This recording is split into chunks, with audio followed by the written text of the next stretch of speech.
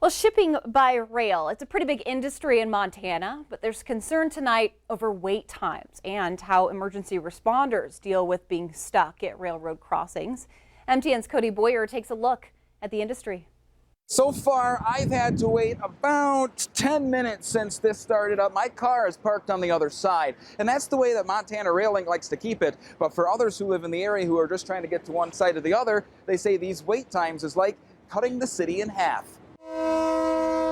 They cannot cut towns in half like that. Lindsay Callistad commutes from her home in Manhattan to work in Bozeman every day. So when she says she comes up to the tracks and finds a train blocking the way, she's not the only one inconvenienced. Manhattan has 2 railway crossings that get you from one side of town to the other. Lots of people, kids jumping through the trains while they're stopped. For Lindsay, her main concern, time. The fire department, the police station are both on the south side of the tracks.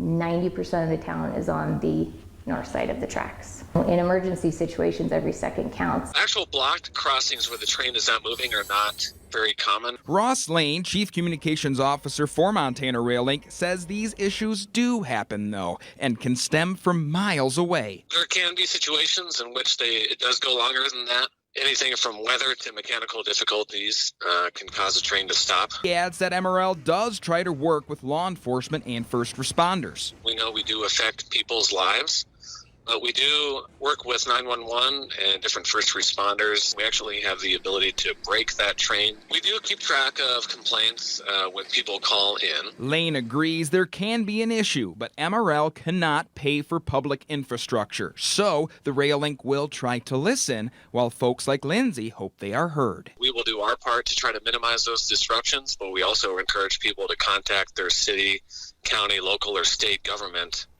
to talk about different infrastructure improvements that can be made. We just need to shed some light on it and get the spotlight out there to say, okay, now's the time. Anyone who does have the complaint or want to file one can do so by calling that number. In Manhattan, Cody Boyer, back to you. Thanks, Cody, for that.